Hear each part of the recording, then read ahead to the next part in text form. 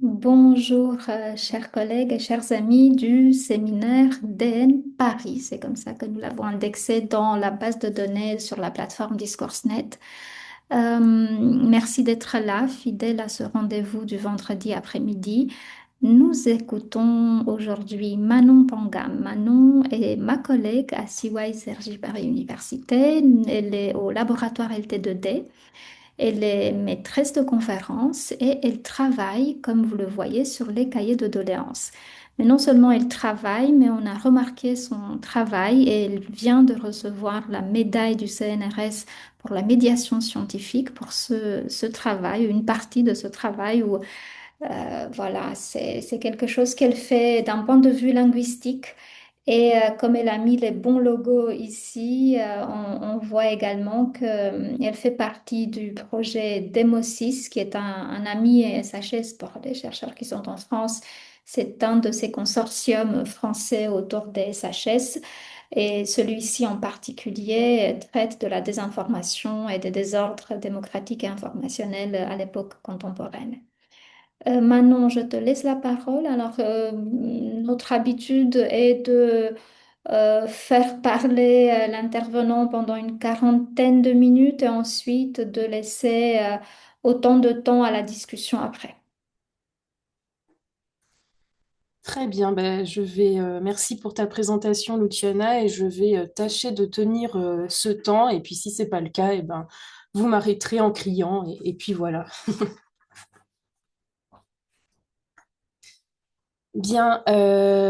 Bonjour à toutes et tous, et merci beaucoup d'être connectés. Je remercie très chaleureusement le séminaire Approche discursive en sciences sociales de me donner l'opportunité aujourd'hui de présenter donc cette recherche, comme Luciana l'a présentée, sur les cahiers de doléances. Le titre est un petit peu voilà, proposition et premiers résultats.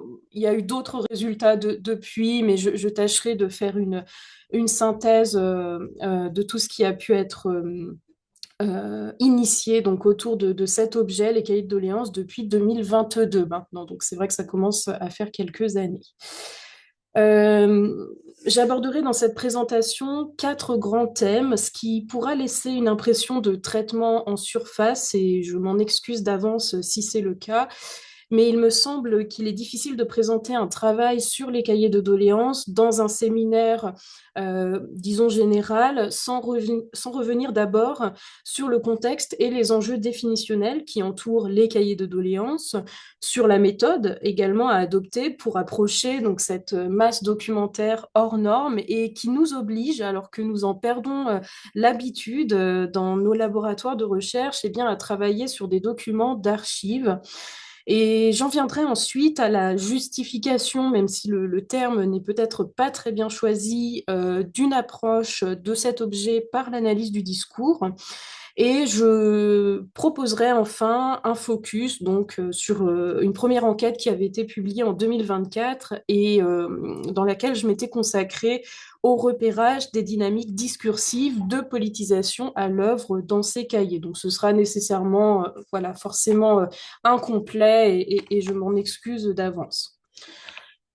Cahier de doléances. Alors, de quoi parle-t-on lorsque on évoque cette expression? Alors, les cahiers de doléances, en réalité, de 2018-2019, hein, je le précise, constituent un objet aux situations d'énonciation multiples dont il s'agit de retracer la genèse, puisque en fait, il n'y a pas qu'une seule catégorie de cahiers de doléances, il y en a plusieurs qui ont cohabité, si on peut dire, dans le sillage de la mobilisation sociale des Gilets jaunes. Alors, les premiers cahiers de doléances, comme vous le voyez sur la photo tout en haut de cette diapo, émanent tout d'abord des Gilets jaunes eux-mêmes, hein, qui ouvrent des cahiers sur les ronds-points, au tout début du mouvement.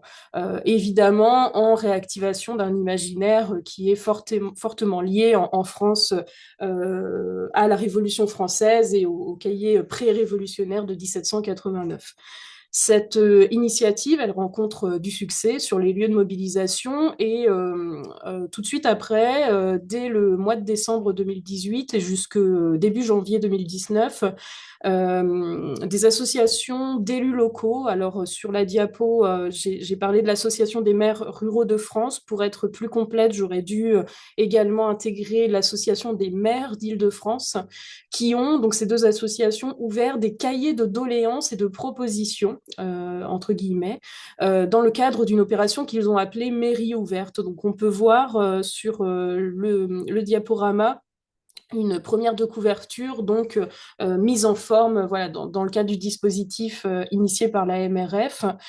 Donc ces deux associations consignent les demandes des administrés et font remonter donc leurs conclusions au chef de l'État au mois de voilà, tout début janvier 2019. Alors on a eu aussi des cahiers d'expression populaire dans les bourses du travail et dans les unions locales de la Confédération générale du travail, et ce n'est qu'ensuite, tout début, donc mi-janvier 2019, qu'Emmanuel Macron intègre au grand débat national qu'il venait d'ouvrir donc ce dispositif des cahiers qu'il renomme les cahiers citoyens et d'expression libre. Et il le fait d'ailleurs sur la recommandation de la Commission nationale du débat public, qui était chargée de mettre en place, en cheville avec l'État, ce grand débat national, et qui finalement s'est retiré donc de voilà, mise en place de ce dispositif suite à un certain nombre de désaccords.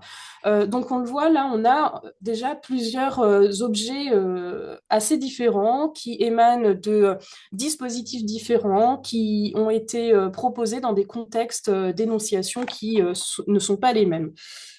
Pour le petit rappel, donc le grand débat national est ouvert et Emmanuel Macron adresse une lettre aux Français le 13 janvier 2019 dans laquelle il les enjoint, il nous enjoint à exprimer donc nos opinions, voilà, sans distinction d'âge ni de conditions sociales, d'émettre des propositions qui permettront de bâtir un nouveau contrat pour la nation, de structurer l'action du gouvernement et du Parlement.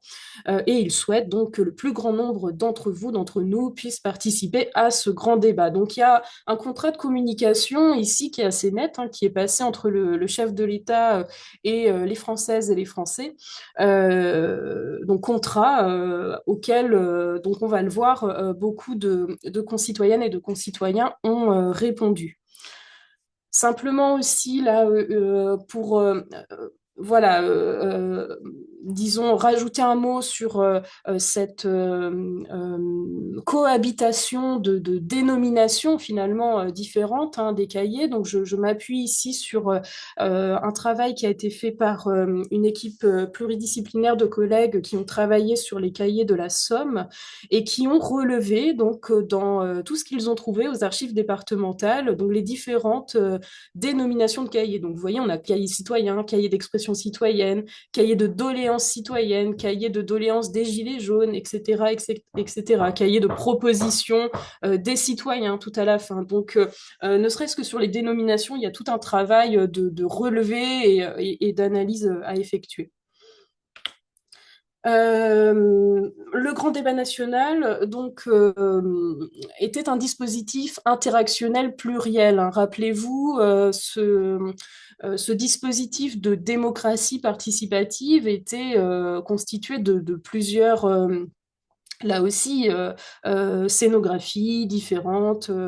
Donc, on se souvient en particulier de ces réunions, ces assemblées générales dans lesquelles, enfin, pour lesquelles le président de la République voilà, s'est rendu donc à plusieurs reprises. On l'a vu tenir plusieurs heures durant en bras de chemise, voilà, ces assemblées. Les cahiers de doléances sont une partie du dispositif du grand débat national, ou plutôt, on devrait dire, les cahiers citoyens et d'expression libre. Alors, vous verrez que moi, je parle pour des facilités d'usage et aussi parce que c'est la plupart du temps la façon dont les usagers et les usagères les nomment que je choisis de parler de cahier de doléances et non pas de reprendre ces appellations institutionnelles. Donc on estime que dans le cadre du grand débat national, environ 16 337 cahiers ont été ouverts, ce qui est une fourchette plutôt basse. En réalité, le total serait plutôt de 20 000 cahiers, ce qui représente à ce jour, et les comptages ne sont, voilà, sont encore assez parfaits, environ 225 000 contributions individuelles. Donc, on a environ 225 000 personnes qui sont allées rédiger une contribution dans un cahier.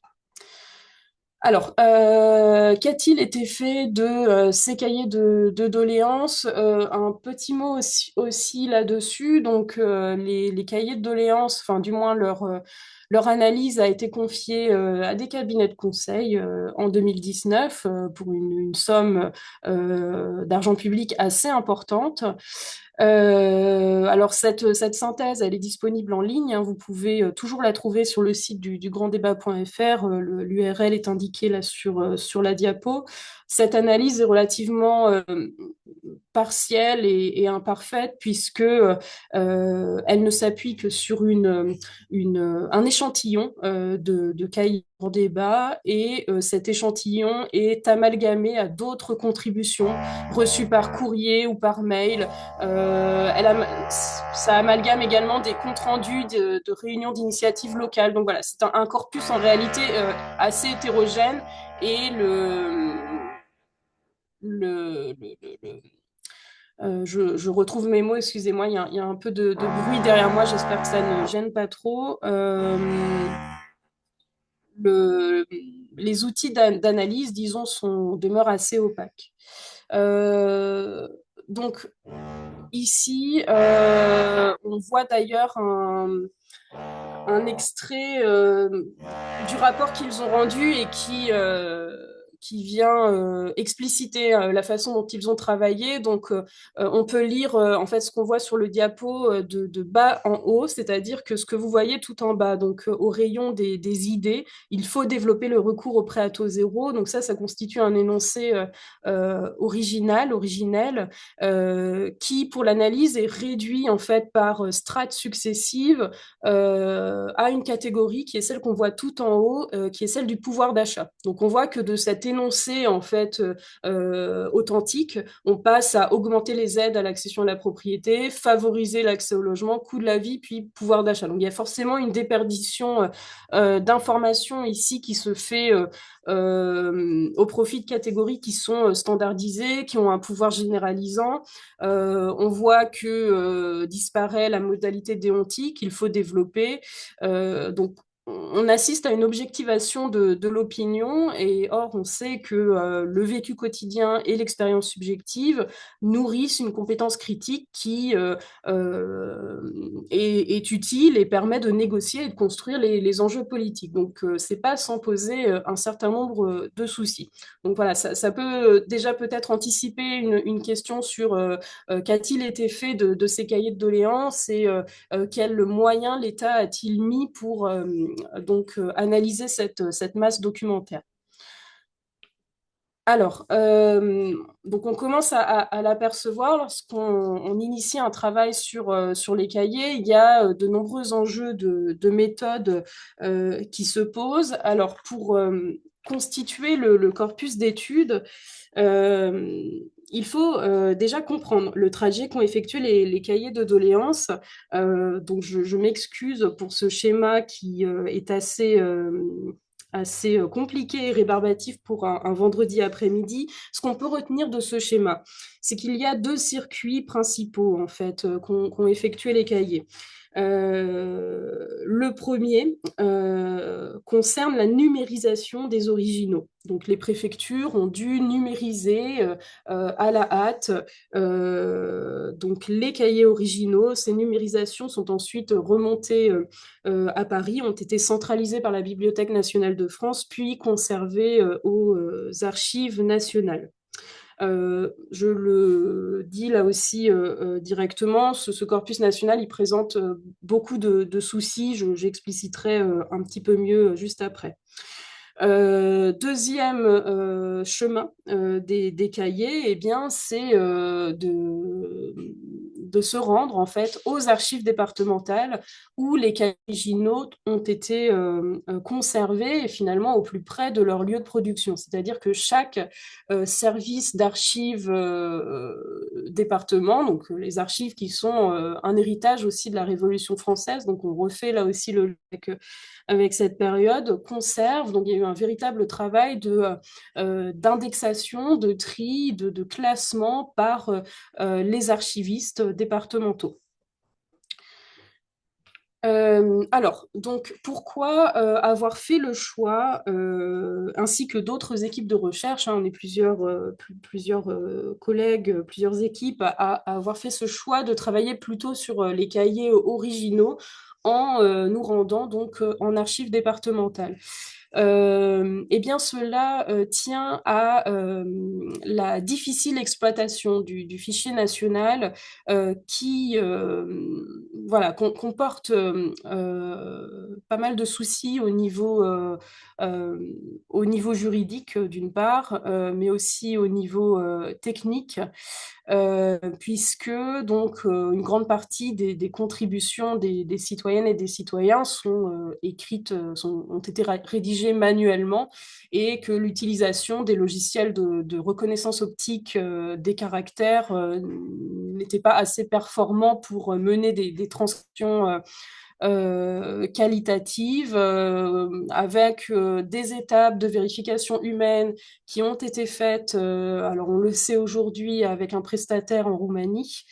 Euh, Là aussi, cela n'a pas permis d'aboutir à un corpus de bonne qualité. Donc, en fait, on se retrouve aujourd'hui avec 37 fichiers CSV, donc, qui contiennent ces 225 000 contributions transcrites mais avec un travail de correction et de vérification qui est colossal. À titre d'exemple, on a beaucoup d'erreurs dans la discrimination des graphies des lettres N, R et M, parce que vous savez qu'à l'écrit, voilà, selon les graphies des personnes, eh bien, ces lettres, elles peuvent être sembler assez proches. Donc, par exemple, on a l'expression niche fiscale qui, des fois, a été transcrit riche fiscal ou miche fiscal. Voilà, c'est toujours l'exemple qu'on donne un petit peu pour rire, entre guillemets, pour rire jaune, mais ça illustre bien, en fait, voilà, les apories et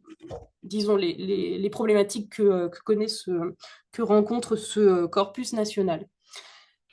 Alors, dans le cas de mes travaux, donc, je me suis intéressée au cahier du département de la Creuse, alors, qui est un département du centre de la France, dont vous voyez ici quelques exemples de couverture. Et là, on voit aussi qu'il n'y a pas d'uniformité, qu'il y a de l'hétérogénéité, qu'on a des cahiers qui, visiblement, ont été achetés voilà, au magasin, au supermarché du coin, qui ressemblent fortement parfois à des cahiers d'écoliers. Euh, donc, pourquoi ce département alors, il présente des caractéristiques qui, voilà, où se pose avec acuité le sentiment de relégation qui a pu être mis en avant par les Gilets jaunes, à savoir donc la Creuse est le département le plus âgé de France, à l'heure où on parle beaucoup de vieillissement de la population, de problématiques démographique. C'est un département hyper rural, pour reprendre une classification géographique, où on a de l'éloignement physique aussi des services comme la mobilité, mais aussi des services de santé notamment. Donc on a des problématiques qui sont très saillantes dans ce corpus creusois, donc Creuse qui est aussi un des départements les plus pauvres de France. Euh, voilà, donc là je viens de dresser un tableau qui n'est pas très positif, mais par ailleurs j'invite tout le monde à découvrir la Creuse. À quoi peuvent ressembler des contributions voilà, que l'on trouve lorsqu'on ouvre ces cahiers qui sont donc classés aux archives départementales? Eh bien, comme je le disais, on a des contributions qui sont tantôt manuscrites qui vraisemblablement ont été rédigées in situ, donc dans le lieu de la mairie, alors, mairie qui en milieu rural sont souvent toutes petites, hein, donc il a fallu demander le cahier à la secrétaire de mairie. Et puis on a parfois des contributions qui ont été rédigées à la maison sur un logiciel de traitement de texte, puis imprimées et ensuite collées dans le cahier par les rédacteurs, ce qui là aussi forcément oriente le contenu et les analyses, puisque lorsqu'on écrit chez soi sur un document Word, on peut effacer, on peut revenir en arrière, on peut prendre le temps d'élaborer un propos, tandis que lorsqu'on est sur place avec le stylo à la main et que peut-être derrière nous, il y a une ou deux personnes qui attendent pour écrire à leur tour, et bien l'écriture se fait parfois un peu pressée, on a des ratures, des rajouts, voilà. Donc forcément, il y a tout un tas d'indices ensuite qui nous renseignent sur le temps et le lieu de l'écriture. Je renvoie d'ailleurs à l'article de Marion Bendinelli dans la revue Mots, les langages du politique en 2023 qui revient de façon très précise et très fine sur la matérialité donc, de ces cahiers. Encore un petit mot de méthode. Donc, quel a été le choix me concernant pour traiter ces données? Donc, il y a un important travail en fait de transcription qui se fait, puisque une fois les prises de vue faites en archives départementales, on se retrouve forcément avec des fichiers images ou des fichiers PDF qui sont difficilement exploitable dans des logiciels de textométrie. Alors, pour ce qui me concerne, moi, je travaille quasi exclusivement avec TXM. Voilà, j'ai d'autres collègues qui ont dépouillé les données sur Iramutech. Moi, j'ai simplement travaillé avec TXM. Transcrire, c'est un travail qui est chronophage, qui demande beaucoup de rigueur, qui nous met vraiment en empathie avec le rédacteur ou la rédactrice, hein, puisqu'on est littéralement dans ces mots pendant des fois plusieurs heures. Hein, là, on voit un exemple de contribution qui est assez courte, mais on a des gens qui ont été très prolifiques, qui ont rédigé plusieurs pages et parfois, oui, on peut mettre 2 heures à transcrire une contribution. Donc ce travail, je ne l'ai pas fait seul et les analyses que je vais vous présenter ensuite, elles ont pu voir le jour grâce au concours donc de citoyennes et de citoyens qui donc ont participé à cette recherche. Donc on a mené tout un travail de transcription collaborative qui nous a permis d'aller au bout voilà, du traitement de ce corpus. Alors ici, donc, je vous ai mis un petit extrait d'une chaîne de traitement voilà, de la contribution que l'on voit donc, tout en haut à gauche dans son format original.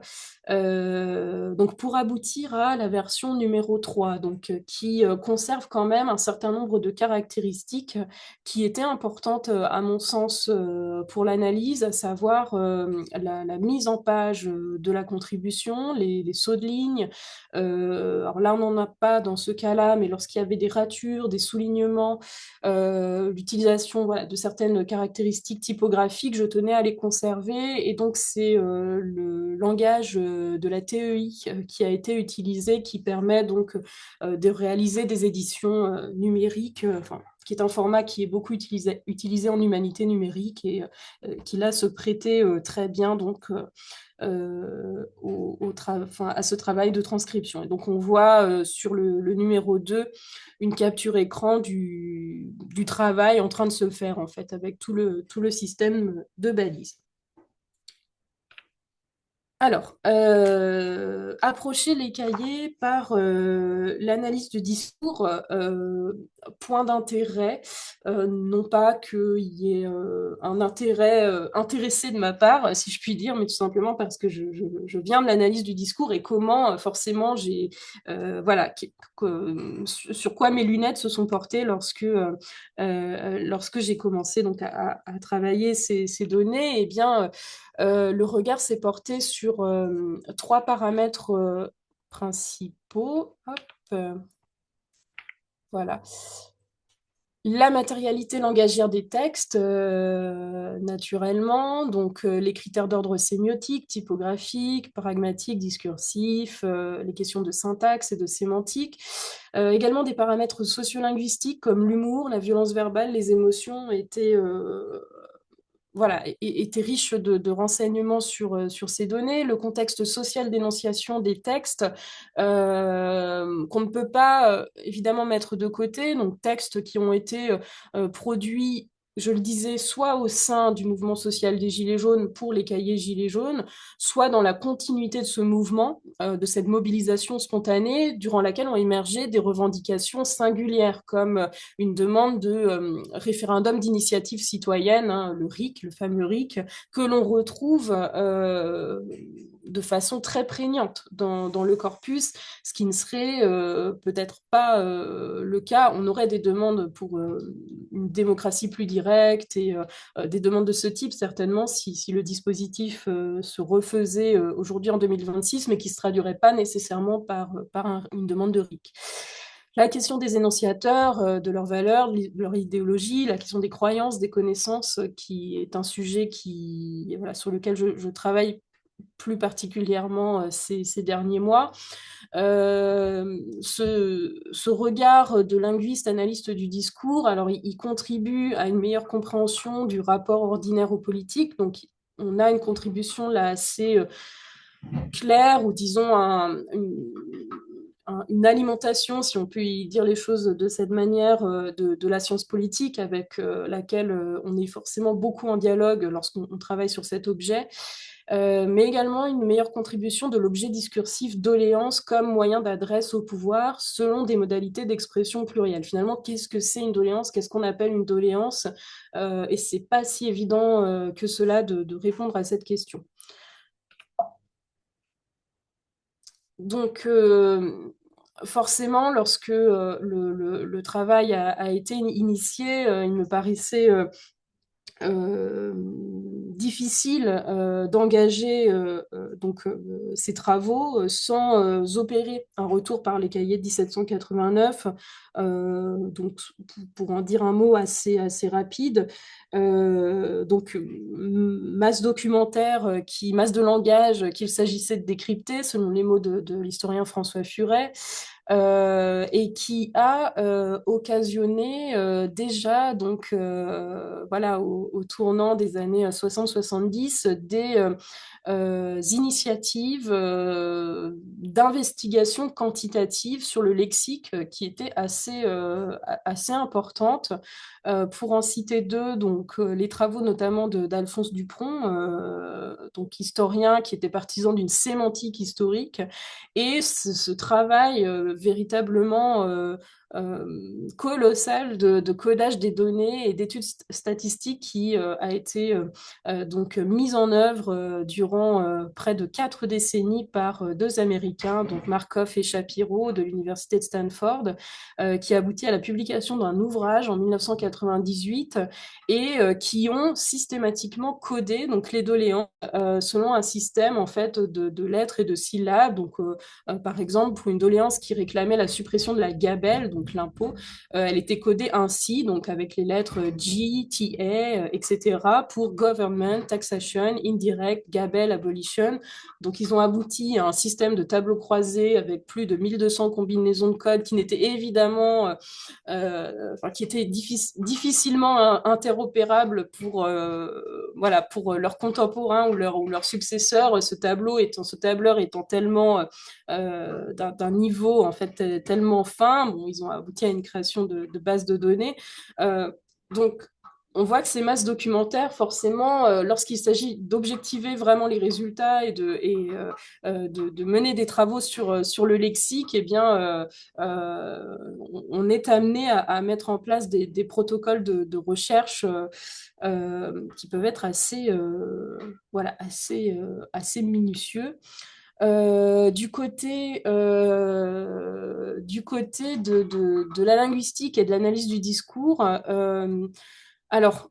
évidemment, je ne peux pas ne pas citer les travaux qui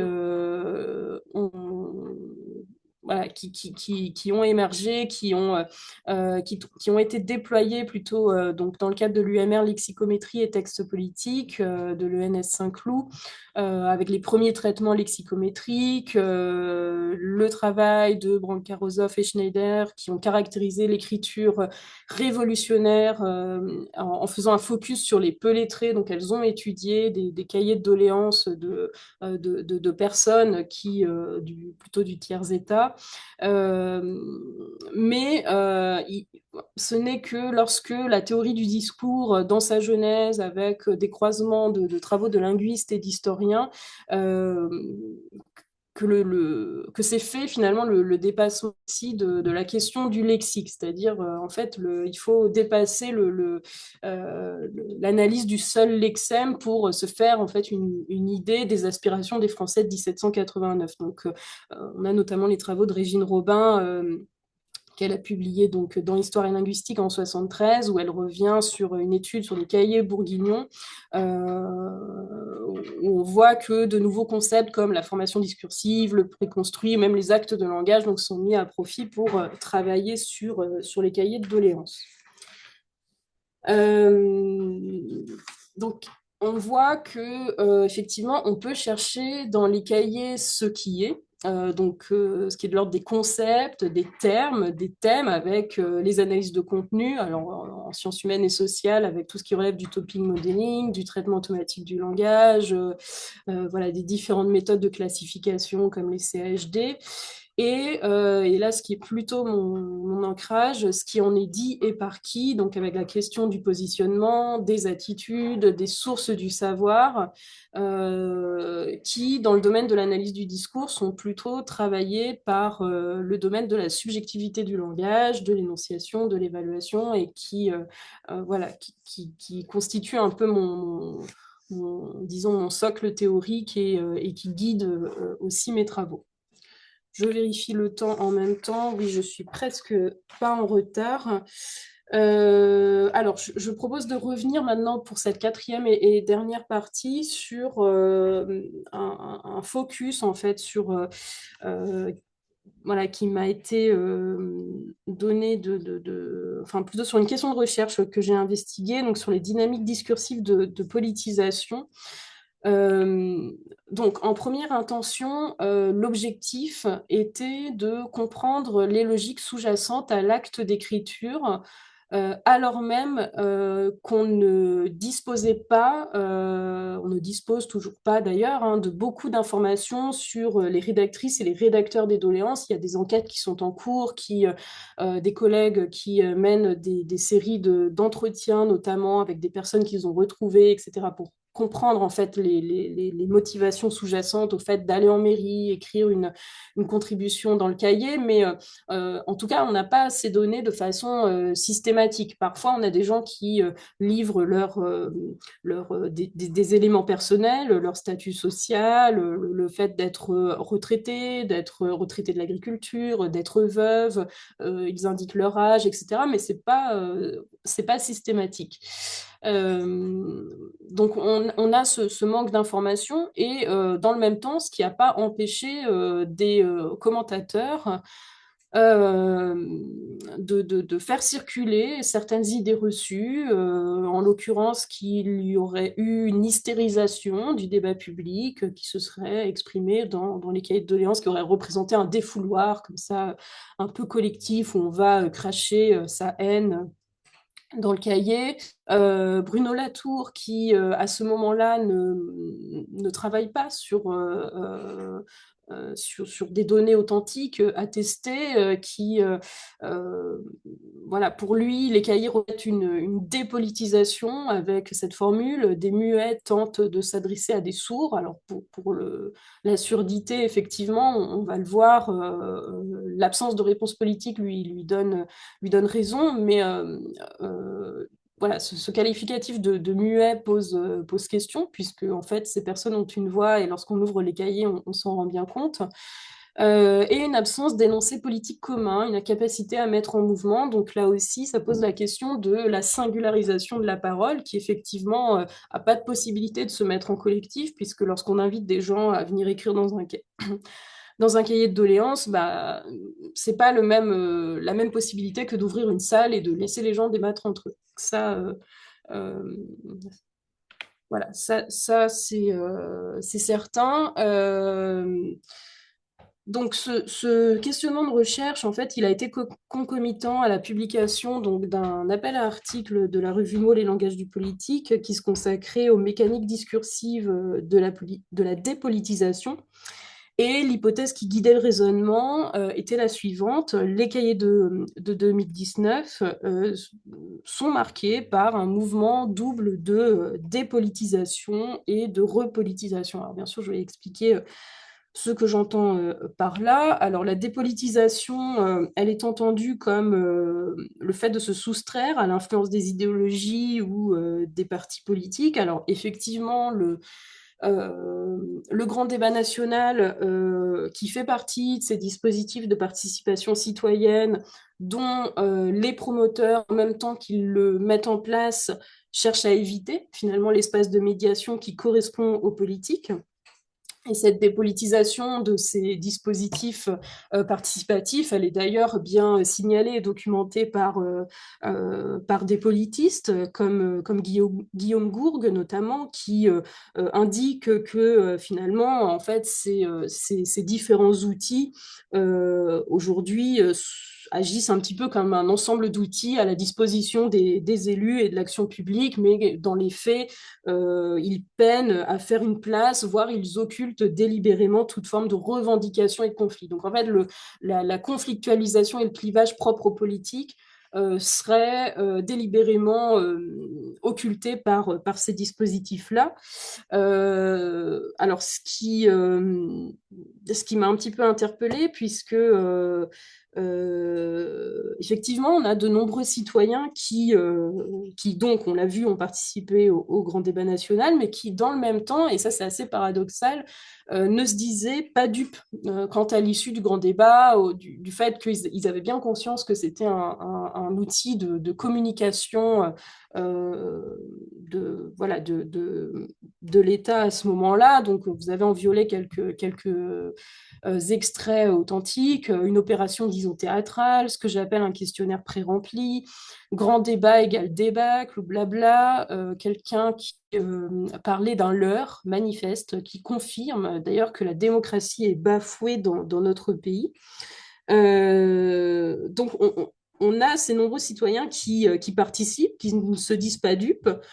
Et si on considère effectivement alors le discours politique à l'aune de la définition qu'en proposait Jean Dubois, voilà, qui se caractérise en premier lieu à partir du fait que les sujets parlants qui le constituent désirent que leur récepteur en fasse une lecture politique, ben, on peut se poser la question de recherche qui est-ce que un processus de politisation, finalement, en dépit de ce caractère dépolitisant du dispositif du grand débat national, est-ce qu'un processus de politisation est à l'œuvre et visible, lisible dans les cahiers du grand débat national?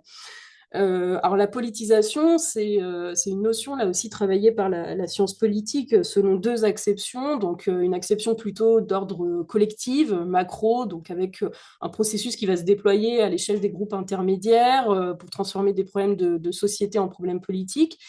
Et au niveau individuel, à un niveau micro qui là correspond beaucoup plus en fait à ce qu'on peut observer dans les cahiers, qui correspond à un rapport individuel à la sphère politique, un processus qui va conduire des citoyens ordinaires à s'intéresser à et à s'impliquer dans la politique.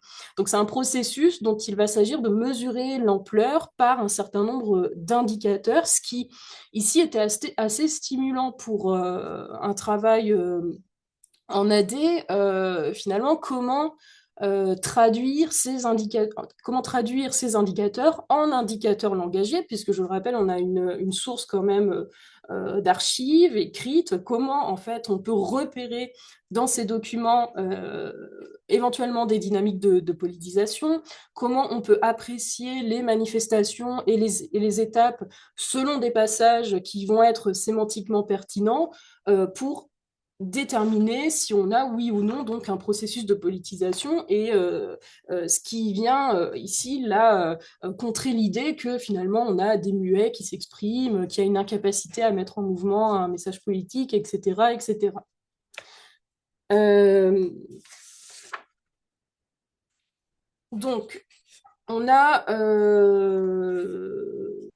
des travaux en sciences politiques qui s'attachent à repérer le politique en discours. Donc là, on retrouve bien, donc je trouve en plus l'essence de l'intitulé du séminaire, approche discursive en sciences sociales.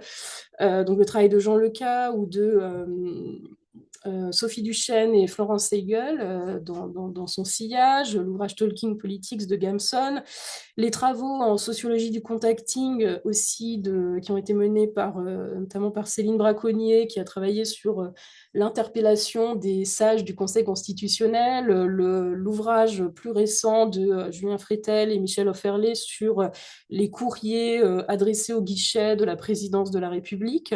Donc si on considère effectivement, je recite, mais plutôt pour être d'accord cette fois avec Bruno Latour, que le politique relève d'un régime d'énonciation spécifique, eh bien, il y a un certain nombre de paramètres qui vont pouvoir nous intéresser, qu'on va trouver chez ces auteurs. Alors, je n'ai pas le temps, évidemment, de tout détailler, mais par exemple, le fait d'avoir une montée en généralité, pardon, suite à un récit anecdotique. Donc ça peut se caractériser dans les cahiers par quelqu'un qui va livrer un témoignage de la difficulté d'être aide-soignante en milieu rural, de devoir faire de nombreux kilomètres dans sa journée, le fait que l'essence coûte cher, etc.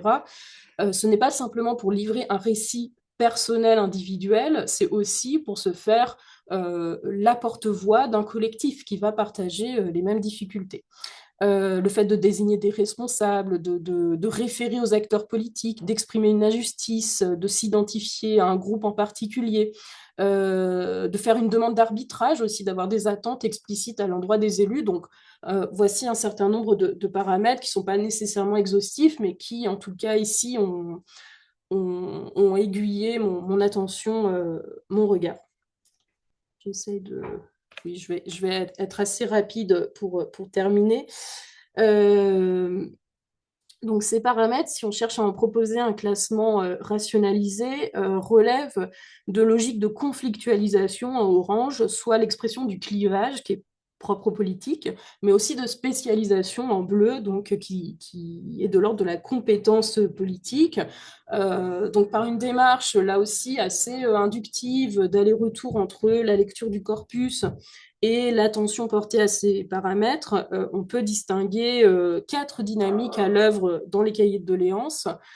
Au sein de la conflictualisation, la première dynamique touche aux aspects relationnels. Alors, je n'aurai pas le temps, je pense, de l'évoquer, mais cette dynamique relationnelle, j'ai eu voilà, l'occasion de la travailler plus particulièrement, donc cette fois-ci à l'occasion d'une autre livraison pour la revue Mots consacrée à l'adresse, sur les formes sur les formes et les fonctions de l'adresse dans les doléances. Donc, je me suis intéressée juste voilà, aux formes nominales d'adresse, aux fonctions d'interpellation, etc., etc. Donc, avec des outils d'AD assez classiques. Tout ça pour dire que, en fait, une fois cette grille qui forcément peut paraître un peu schématique, on peut aller la raffiner et puiser dedans pour aller livrer des analyses euh, voilà, plus fines, en tout cas plus focalisées sur des points particuliers. Il y a la question des dynamiques identitaires. Également, on voit que finalement, les dynamiques relationnelles et identitaires, elles se retrouvent assez étroitement mêlées. Donc, c'est tout ce qui va concerner l'expression des émotions sociales, des injustices, le fait de s'identifier à un ou plusieurs groupes. Donc, il s'agit là pour les citoyens d'établir un contact avec le pouvoir et d'affirmer une identité singulière ou collective. Et en bleu, du côté de la spécialisation, là vont s'activer des dynamiques d'ordre épistémique qui vont témoigner d'une maîtrise ou à tout le moins d'un emprunt des codes politiques professionnels, hein, des codes politiques professionnels, et des dynamiques programmatiques qui sont celles qui s'assimilent peut-être le plus aisément à la façon de faire du politique sur le plan professionnel, c'est-à-dire établir des schémas d'action, des listes très précises de ce qu'il convient de ne plus faire. Donc ça, on le retrouve beaucoup dans les doléances avec des énoncés listes, en fait, des contributions qui sont vraiment sous forme de liste avec des propositions voilà, très précises qui s'apparentent presque au genre de la profession de foi politique. Donc, ce qui nous montre que l'objet de doléance, il est peut-être parce que je n'aurai pas le temps de développer davantage, mais il n'est pas si facile à circonscrire et qu'en fait, au sein des cahiers de doléances, il y a des types particuliers de doléances. Et donc, ça, c'est l'enjeu des recherches qui vont être amenées à se consolider dans les mois, les années qui viennent, ce qui va me permettre voilà, là, je suis vraiment désolée, je vous renvoie vers l'article sur l'adresse, mais je pense que là, on n'a vraiment pas le temps. Voilà, ce qui nous amène peut-être pour évoquer un peu les suites, les perspectives, aujourd'hui, un nécessaire besoin de mutualiser nos pratiques de chercheurs en matière de collecte, de traitement des doléances. On l'a vu, dans mon cas, il y a des choix particuliers qui ont été faits pour la transcription qui ne sont pas nécessairement ceux qui ont été faits par d'autres collègues. Donc, le fait de se mettre en cheville et de mettre sur la table finalement ce qu'on a fait permet aussi de compléter les pratiques. Ce qu'on fait donc dans le cadre d'un réseau scientifique, le réseau Doléances, dans le cadre d'un dépôt d'ANR qui est en cours d'évaluation, qui donc rassemble 9 partenaires scientifiques interdisciplinaires à différents endroits du territoire, ce qui ici présente l'intérêt de pouvoir mener des analyses contrastives aussi entre les données, entre les territoires. On a aussi des enjeux assez importants d'éclairage de l'action publique qui cherchent aujourd'hui à savoir comment faire pour publiciser ces données qui présentent, je l'ai dit en introduction, de nombreux soucis d'ordre, enfin de nombreuses contraintes plutôt d'ordre technique et juridique.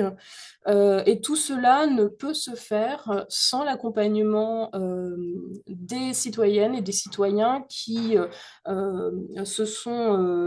depuis 2019 se constituent en collectif. On dénombre à peu près à ce jour 41 pour être exact, 41 collectifs citoyens qui, un peu partout en France, font cette démarche d'aller aux archives départementales, d'ouvrir les cahiers, de mettre en place des protocoles de recherche qui se mettent en attache avec nos équipes de recherche pour, in fine, remettre les doléances au cœur d'un agir citoyen, plus particulièrement dans un contexte où on observe un désintérêt un désintérêt en tout cas, qui passe par les urnes, mais ici, les cahiers nous montrent justement que voilà, qu'il y a une forte, qu'il y a une forte attache tout de même de ces citoyennes et de ces citoyens pour la matière dense. Voilà, j'espère ne pas avoir été trop longue et avoir tenu le temps et laissé du temps pour la discussion. Absolument. Merci beaucoup Manon pour cette présentation riche et j'espère qu'elle va aussi entraîner des réactions, que nous attendons. Alors, vous pouvez soit lever la main, soit prendre la parole directement, soit annoncer votre intention dans le chat.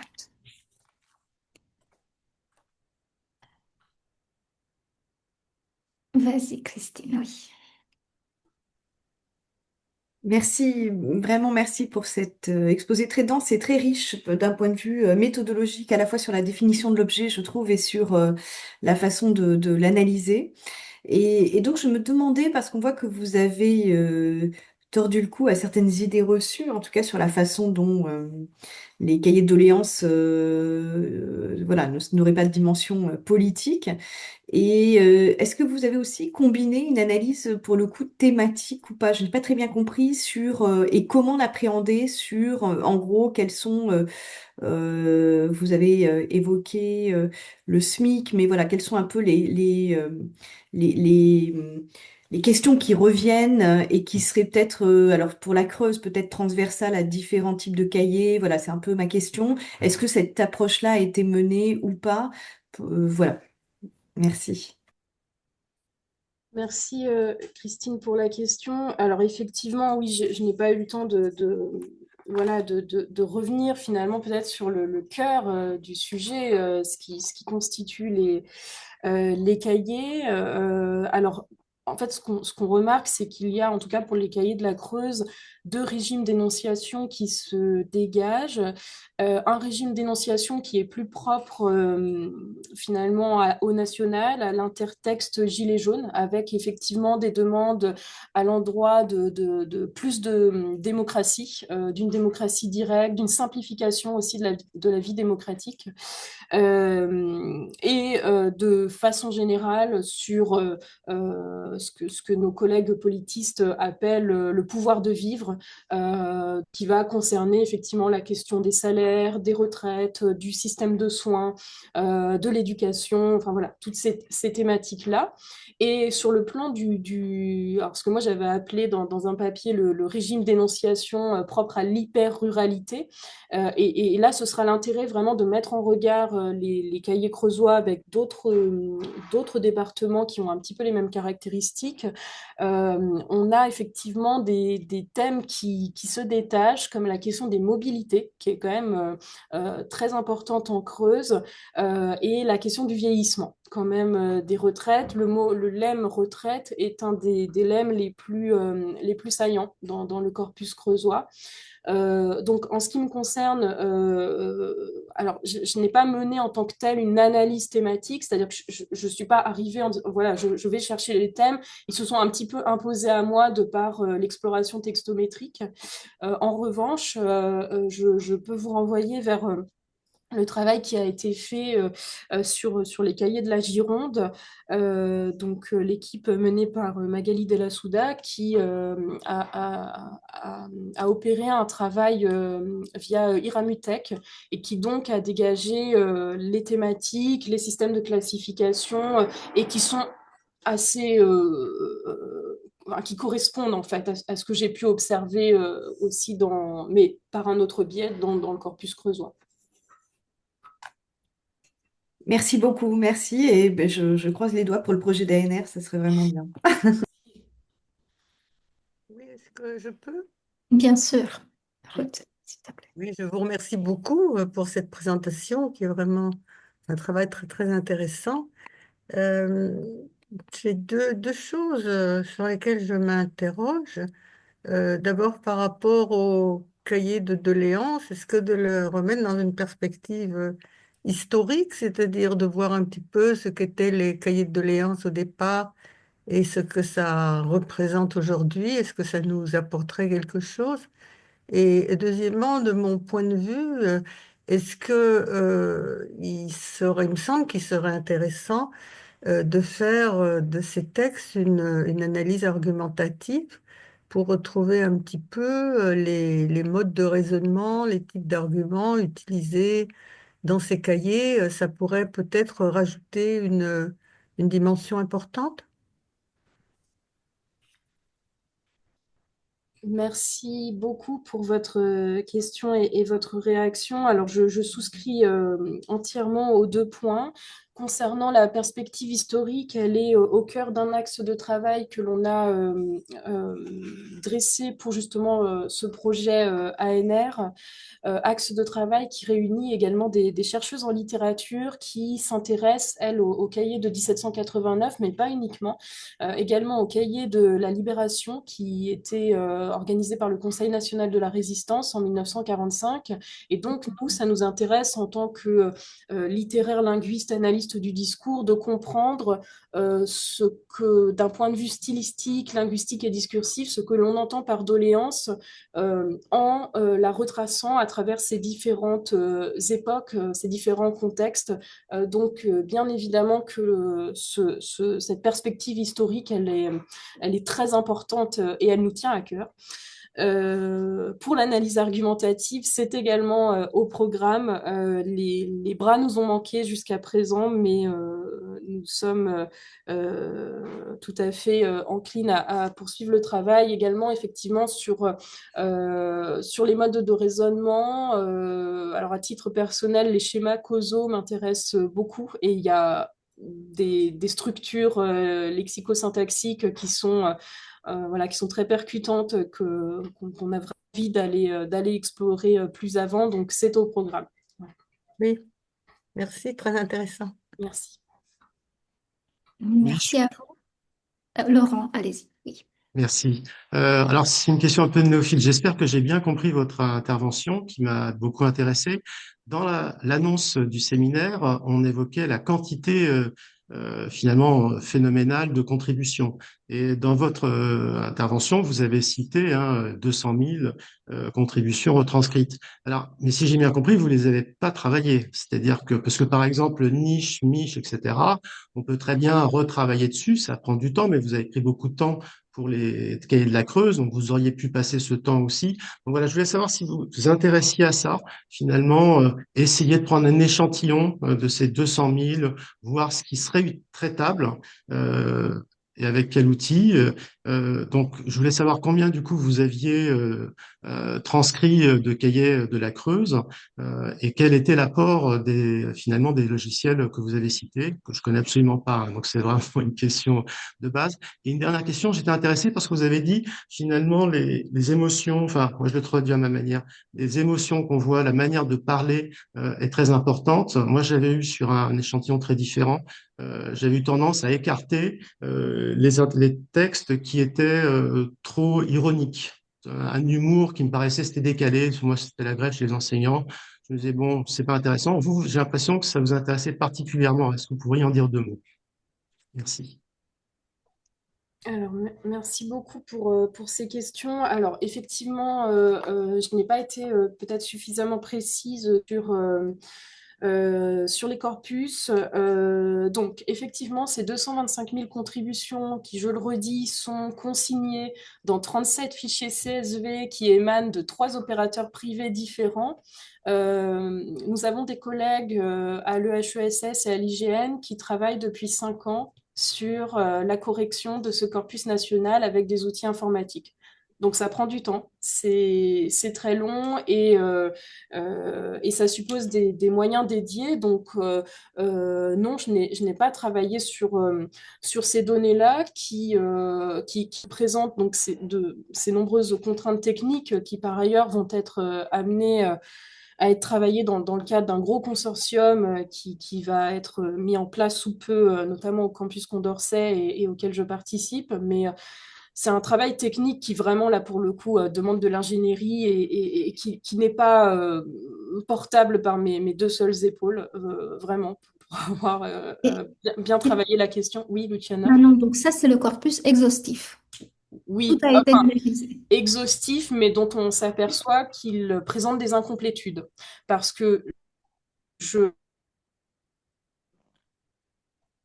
départementale et qu'on a donc le corpus physique, donc le vrai, entre guillemets, corpus, et qu'on le compare avec les lignes, donc dans les fichiers CSV des documents du fichier national, on a un problème de matchage en fait entre les corpus. Donc il y a des documents originaux qui en 2019 ne sont pas remontés au niveau national. Donc il y a déjà en fait un travail de complétion des corpus qui est assez voilà qui est un travail quand même de important. Donc, ce que représente le corpus sur lequel j'ai travaillé, c'est environ 300 contributions individuelles en Creuse. Donc, c'est un petit corpus. Pour donner un ordre d'échelle, le corpus girondin est un des plus gros corpus de France. Il contient, lui, environ 3000 contributions individuelles. Donc, ça vous donne un ordre de grandeur qui est assez logique, hein. Si on le ramène au nombre d'habitants des territoires, voilà, il s'explique. Et sur votre deuxième question qui donc touche à donc au point des émotions, de l'ironie, donc effectivement de ces formes peut-être un peu plus marginales, si on peut dire, d'expression. Alors moi, elle m'intéresse tout particulièrement parce que on a aussi en fait justement des singularités qui vont aller se nicher dans ces contributions-là, alors que l'on tente de mettre là aussi en regard avec d'autres collègues, par exemple Marion Bendinelli dans le Doubs, travaille actuellement justement au repérage automatique de ces contributions hors normes. On a par exemple des lettres au Père Noël. Voilà, ce genre de choses qui sont assez où on a parfois carrément des apax, donc des choses que là effectivement on écarte du corpus. Je pense notamment en Creuse, il y a une personne qui a déposé tout son dossier de recours concernant son moulin. Parce que la personne sur sa propriété a un moulin et il y a un litige, enfin voilà. Et donc, dans le cahier, eh bien, elle est venue mettre les 20 pages de recours administratifs sur son moulin. Bon, bah, ça, par exemple, je ne l'inclus pas dans le corpus. Donc, on fait aussi des choix, mais en tout cas, tout ce qui se rattache à une expression et à une interpellation du pouvoir politique dans ce cadre vraiment voilà, très fortement lié quand même à la mobilisation sociale, moi je choisis de l'intégrer et c'est justement ce qui m'intéresse.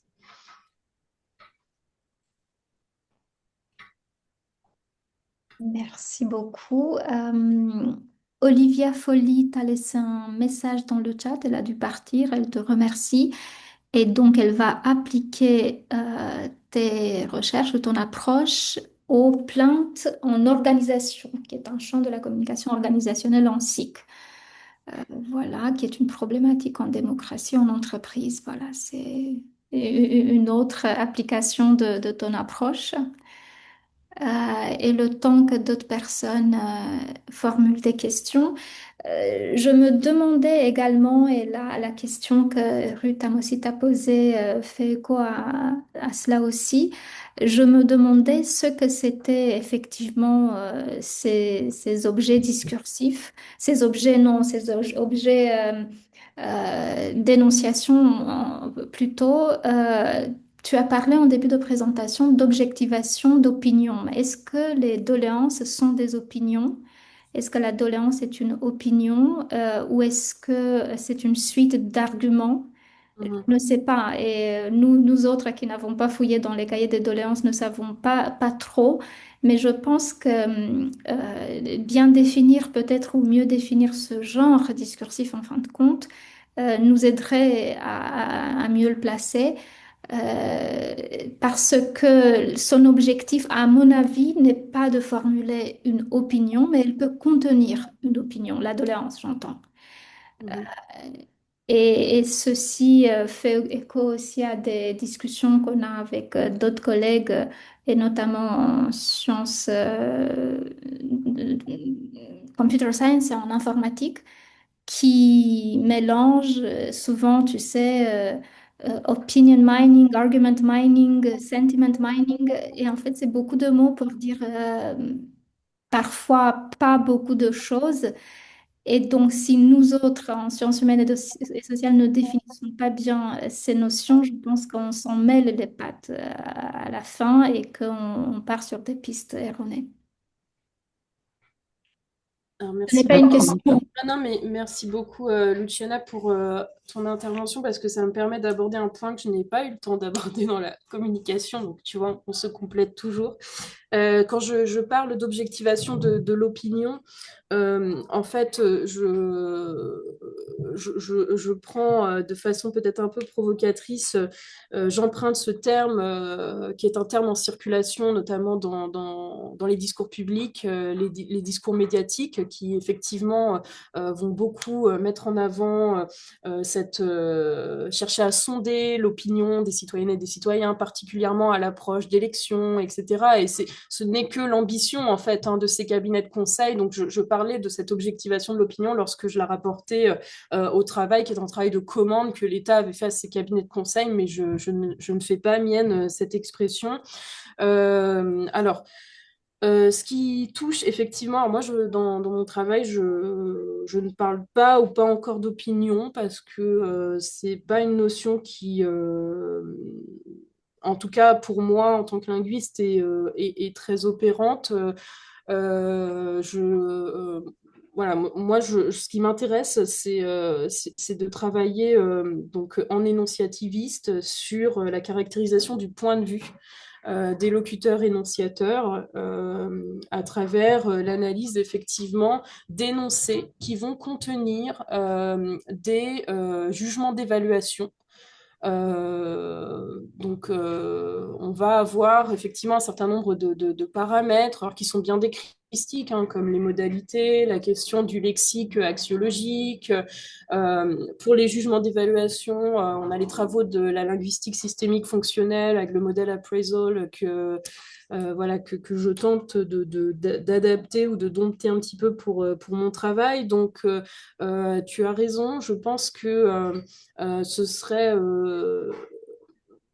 simplifié que de dire que, en tout cas, ces textes, ces contributions citoyennes ne sont pas que des textes d'opinion. Enfin voilà, je mets avec plein de guillemets ce mot-là parce qu'on voit bien qu'on a des contributions qui sont, comme je le disais, beaucoup plus d'ordre programmatique. Donc, qui vont proposer vraiment des plans d'action ce qui ne veut pas dire que la subjectivité et les marques propres à l'énonciation sont absentes, puisque justement, moi, ce qui m'intéresse, c'est de les traquer lorsqu'elles sont en effacement énonciatif.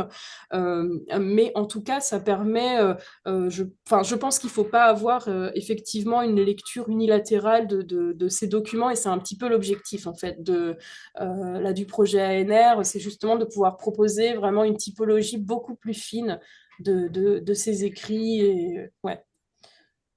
Donc, je souscris entièrement à ton propos. Eh bien, merci beaucoup pour ta réponse. Une dernière chance pour poser une question à Manon, cette fois-ci, mais sinon vous aurez l'occasion de la croiser et de lire ses articles. Oui, moi j'aurais peut-être une question concernant le. Bonjour Manon, on s'est vu à Metz en début décembre où j'avais fait une étude comparative des cahiers de doléances de 1789 jusqu'à 1900, enfin 2019, avec une approche sur le genre de discours, si tu te souviens bien. J'avais une question moi, concernant la montée en généralité. Enfin, j'avais deux questions et puis j'avais peut-être une remarque qui va un peu dans le sens d'Étienne concernant les corpus.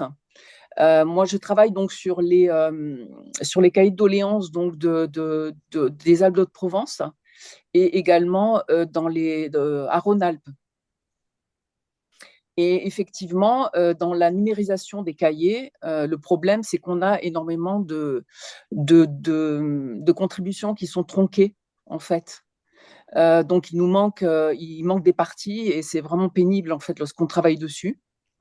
Bon, ça, c'est une remarque, hein, c'est pour compléter un peu ce que tu disais sur le problème des corpus numérisés et puis aussi, retranscrits. Et puis, j'avais une question concernant la montée en généralité. Qu'est-ce que tu mets sous la montée en généralité? Parce que la montée en généralité, est-ce que tu la rapproches de la montée en conscience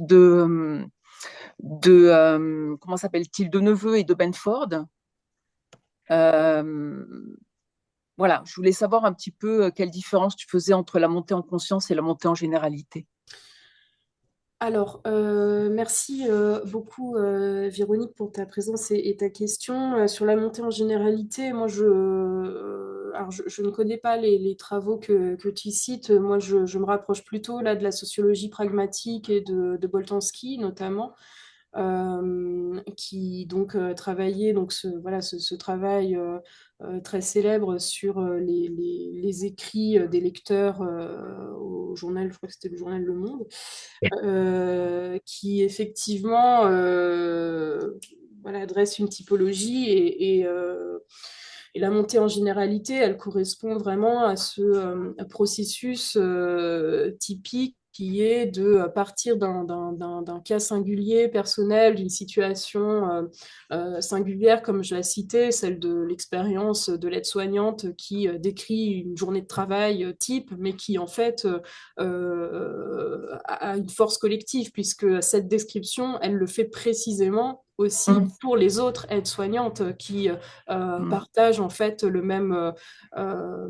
voilà, qui ont le même habitus, enfin, qui ont les mêmes contraintes, qui organisent le travail en question. Donc c'est plutôt dans ce sens-là, la montée Oui, en du coup, ça généralité. rejoint la montée en conscience, ouais.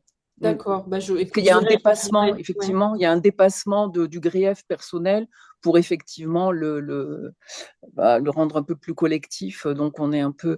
Mais du coup, excuse-moi, hein, mais comment tu l'appréhendes linguistiquement? Alors, pour le moment, c'est assez. J'ai pas mené une étude spécifiquement sur la montée en généralité. Ce qui, moi, m'avait interpellé, c'était en fait, c'était les marques d'auto-nomination et d'auto-désignation du type en tant que.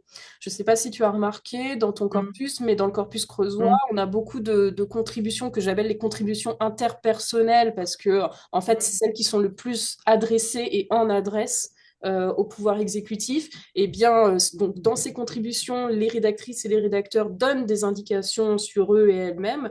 Et bien souvent, elles démarrent par en tant que. Donc, ça mm, fonctionne comme un peu un cadre introducteur de discours, quoi, en tant que retraité de l'agriculture, virgule. Et ensuite, on a ce paragraphe, voilà, qui vient, en fait, ça vient légitimer ce qui va suivre. Donc, euh, qui va orienter aussi le sens de lecture et d'un point de vue pragmatique, bah, la compréhension du texte. Donc voilà, c'est surtout ça pour le moment qui m'avait interpellé, mais qui demande à être poursuivi et mis en regard avec bah, les corpus des collègues notamment. d'accord, merci. Merci. Et j'avais peut-être une dernière question, mais je ne veux pas monopoliser la parole. Allez-y, je... Concernant les entrées thématiques, tu as en particulier évoqué les travaux de la Souza, qui était intervenu à Metz aussi, donc j'avais écouté. Est-ce que tu n'as pas peur que sous cette approche un peu thématique, finalement, ça lisse un peu des choses qui peuvent être très différentes en fait, c'est-à-dire qui vont pas être motivées par si tu veux, soit les mêmes récriminations ou soit les mêmes demandes. Alors moi, je fais pas d'analyse thématique. Euh, Oui. donc, je, Oui, pardon. Alors, j'ai pas ouais, bien saisi. je sais pas, voilà, oui, vraiment, Mm, comment interpréter. Moi, je travaille pas de cette façon-là. Donc, mm, mais c'est l'intérêt aussi de croiser justement les perspectives, effectivement, avec ce qu'ont fait les collègues politistes en Gironde, eux qui partent d'une analyse thématique qui ensuite interprètent à l'aune de leurs mm. outils et de leur théorie politique, quoi, qui n'est pas mon domaine pour le coup. Oui, c'est pas les mêmes perspectives. Mm. D'accord, merci. Merci. Merci à vous. Alors, est-ce que vous avez une dernière question? Laurent, je vois votre micro allumé. Oui, en fait, c'est peut-être juste pour revenir un petit peu sans vouloir insister, vous avez un corpus de 300 cahiers, que vous avez transcrit en grande partie vous-même avec d'autres personnes. Du coup, vous avez une connaissance intime de ce corpus. Vous les avez lus, relus. En plus, vous avez tapé. Enfin bref, j'imagine que vous les connaissez par cœur. Donc, qu'est-ce que vous a apporté en plus ce logiciel que vous avez cité? Quel était justement entre le côté artisan pur et le côté plus moderne? Oui, alors effectivement, donc je vous rejoins le travail, le travail un petit peu artisanal de lecture, de transcription fait qu'effectivement on a une connaissance très intime du corpus. On est capable de citer des extraits de contributions presque par cœur. L'intérêt du logiciel TXM, donc qui est un logiciel de textométrie, voilà, qui n'est pas utilisé que par des par ailleurs, mais c'est tout de même qu'il permet à un moment donné d'objectiver des résultats, d'avoir tout de même des comptages statistiques qui voilà, qui permettent d'être tout à fait clair sur le fait que oui, le lemme rural ou retraite dans le corpus creusois, c'est pas simplement une intuition ou une vue de l'esprit. Enfin, on est capable de le comptabiliser. Lorsqu'on repère, par exemple, des patrons lexicosyntaxiques comme en creuse beaucoup ici en milieu rural. On Mhm. peut ensuite opérer des recherches quand même euh, un petit peu plus systématiques sur les données.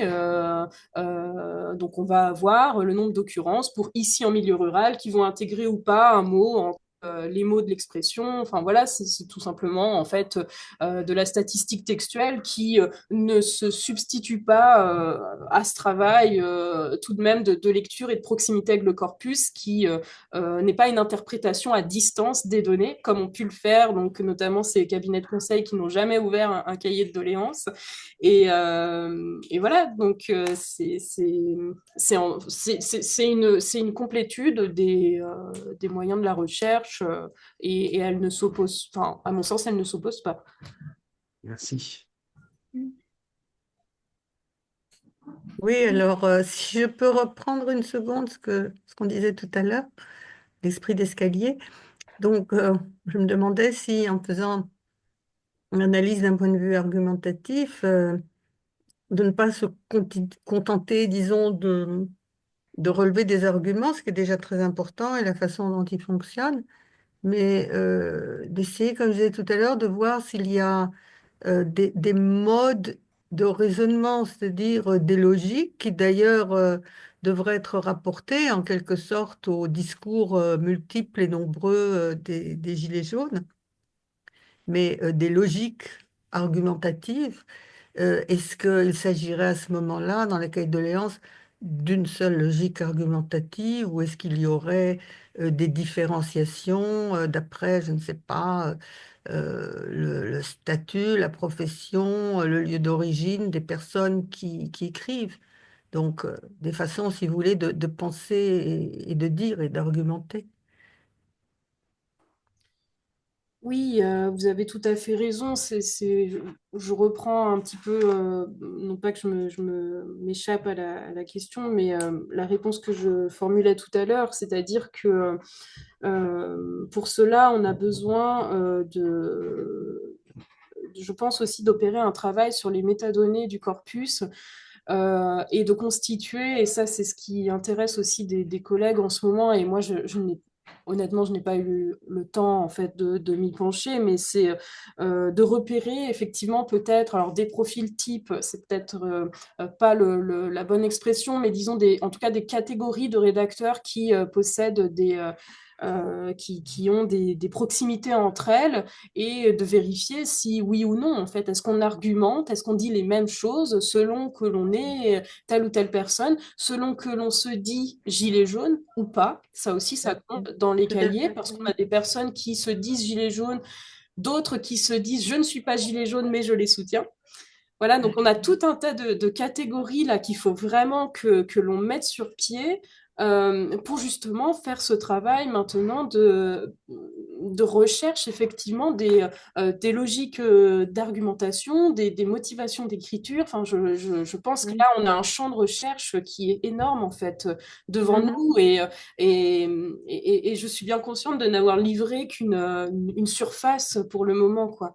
Donc, bien sûr qu'on on est très attentif à tout cela et on espère que le projet ANR nous donnera un petit peu plus de force pour voilà, le mettre en place. Très bien. Christine, j'avais vu ton micro allumé aussi. Oui. Oui, merci Luciana. Je vais juste peut-être une dernière question, remarque, Manon.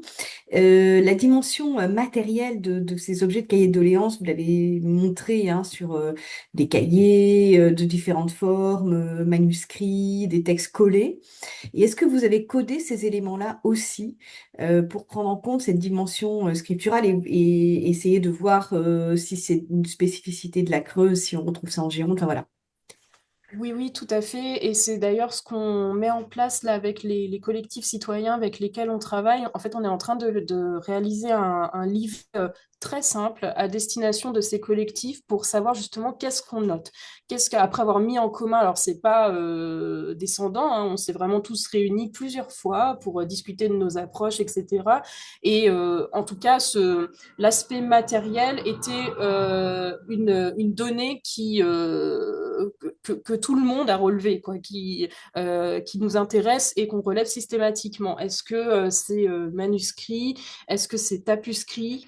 Est-ce qu'il y a un collage aussi d'un tract? Parfois, ça peut être le cas. Est-ce qu'il y a un collage d'un article de presse? Voilà, ça c'est un peu plus à la marge, mais on a des exemples aussi. Donc, voilà, donc c'est vraiment l'objectif de ce livret que d'avoir des pratiques homogénéisées, de savoir bah, qu'est-ce qu'on note dans les métadonnées et qu'est-ce qu'on retient aussi dans les données selon les objectifs de recherche. Alors là, on rentre dans des choses un peu plus fines, mais par exemple, les collègues politistes, ça leur prendrait énormément de temps de noter s'il y a du soulignement ou pas, alors que moi, ça m'intéresse. Donc là, c'est un peu différent. Mais en tout cas, pour le travail vraiment avec les citoyens, les métadonnées, oui, c'est important. Si on relève que c'est un homme ou une femme qui écrit, l'âge, enfin voilà, toutes ces catégories-là. Parce que je trouve que ça me fait penser tout ce que vous faites comme travail sur cette hétérogénéité des données, ça me fait vraiment penser au corpus numérique. Et je trouve que il y aurait voilà, une réflexion aussi sur. Moi, j'avais travaillé sur un site de pétitionnement en ligne. On s'était intéressé aux commentaires où je retrouve des caractéristiques que vous énoncez avec le témoignage, la montée en généralité, etc. Et des formes de soutien différentes et avec des doublements de consonnes, des soulignés des formes voilà. Donc, et je trouve que ça serait intéressant voilà, d'observer en creux, puisque c'est quand même une période du numérique, si on retrouve ou pas aussi des écritures numériques dans ces corpus. Je sais pas, hein, je vous dis ça vraiment en toute Oui, naïveté. Voilà, est-ce qu'il y a une forme de circularité aussi dans aujourd'hui des modes d'expression en ligne, mais aussi parce que là c'était aussi une rupture. Alors je sais qu'il y a eu des cahiers en ligne aussi. oui. Euh, Alors, et, ouais, il faudrait pour ça qu'on se mette en lien avec le travail qu'ont fait les collègues du LERAS à Toulouse, Mm. qui ont proposé une analyse contrastive de la plateforme du granddébat.fr, qui était la plateforme numérique officielle de l'État, et la plateforme, la contre-plateforme levraidébat.fr, qui Oui. était la plateforme Gilets jaunes qui boudait voilà, le vrai dispositif, enfin, le dispositif étatique, quoi. Donc à partir de ça, parce que moi aussi ça m'intéresse beaucoup, là en ce moment je regarde régulièrement mes fautes de temps, j'ai pas constitué de corpus, mais des réponses à des enquêtes publiques par exemple en ligne. Donc effectivement, il y a des choses, enfin, il y a des traits communs. Alors comment l'articuler dans un programme de recherche commun, c'est la question, que je n'ai pas de réponse, mais en tout cas, il est évident que enfin, tracer une frontière nette entre le papier, l'écrit et le numérique n'a pas trop de sens. Et oui, je pense qu'il y a des choses à creuser. Ouais, très certainement. Ouais, vraiment, c'est un matériel, je trouve, très, très riche. voilà, qui inspire en termes aussi de pistes de recherche et puis de matériaux à examiner, à confronter. Merci. Tout à fait. Merci beaucoup. Eh bien, merci beaucoup Manon. Merci pour cette séance qui respecte le temps en plus, tu vois, parfaitement. Nous vous donnons rendez-vous dans un mois, précisément le 6 mars, Wander Imediato de Souza, qui vient de l'Université fédérale Minas Gerais au Brésil et qui travaille sur la toxicité dans le discours. Il interviendra à Paris un vendredi après-midi. Nous vous attendons nombreux. Et encore une fois, merci Manon et à bientôt à tous. Merci à vous tous. Merci Au Luciane. revoir, merci. Voilà, l'enregistrement